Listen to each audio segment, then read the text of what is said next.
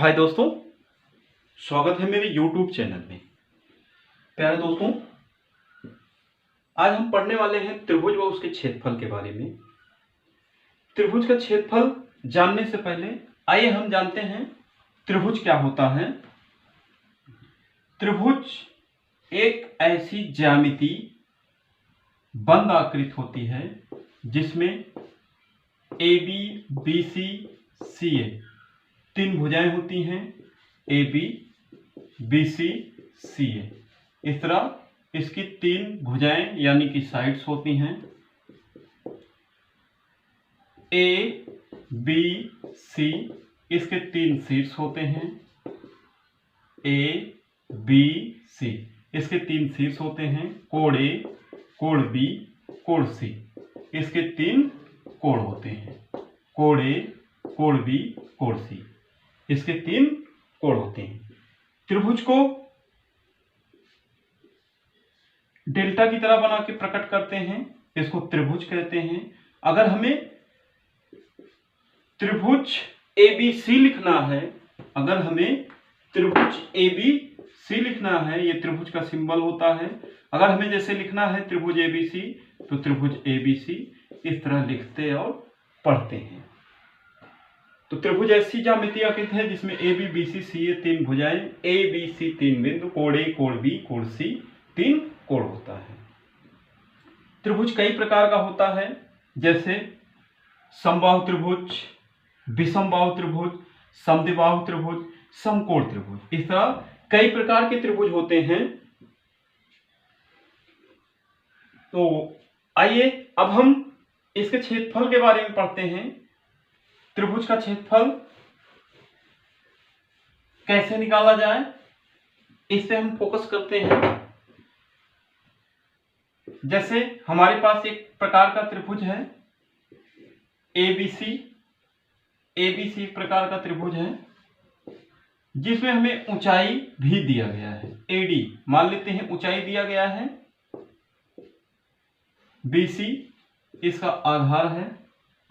इस तरह अगर हमारे पास कोई ऐसा त्रिभुज है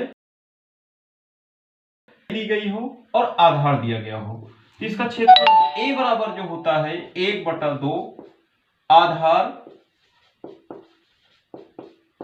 गुणे ऊंचाई होता है। आधार गुणे ऊंचाई होता है।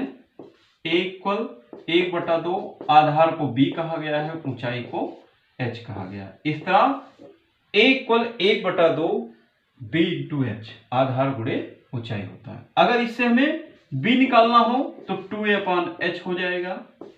अगर हमें H निकालना है तो 2A/B हो जाएगा। यानी कि एक सूत्र से हम तीन सूत्र बना सकते हैं। इस तरह A equal 1/2 B into H होगा, B इक्वल 2A/H होगा और H इक्वल 2A/B।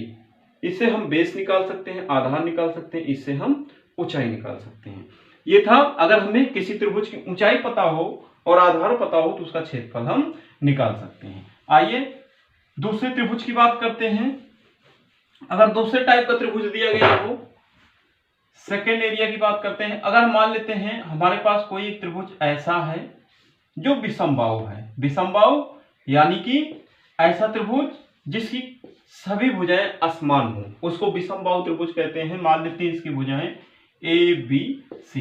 इसका क्षेत्रफल जानने से पहले हम इसमें परिमाप जान लेते हैं।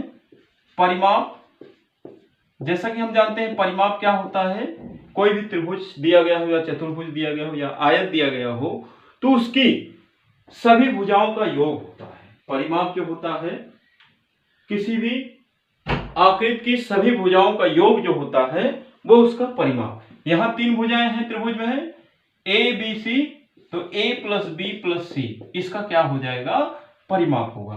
अगर परिमाप को हम 2S ले लेते हैं तो 2S बराबर A + B + C होगा। इसे हम S निकालते हैं, S equal A + B + C/2 हो जाएगा। तो S equal A + B + C/2, जहां यहां S को हम अर्ध परिमाप कहते हैं। S को अर्ध परिमाप नाम से जाना जाता है। परिमाप को इंग्लिश में पेरीमीटर कहा जाता है, त्रिभुज को इंग्लिश में ट्रायंगल कहा जाता है, क्षेत्रफल को एरिया कहा जाता है। इस तरह परिमाप और अर्ध परिमाप निकाल लेते हैं।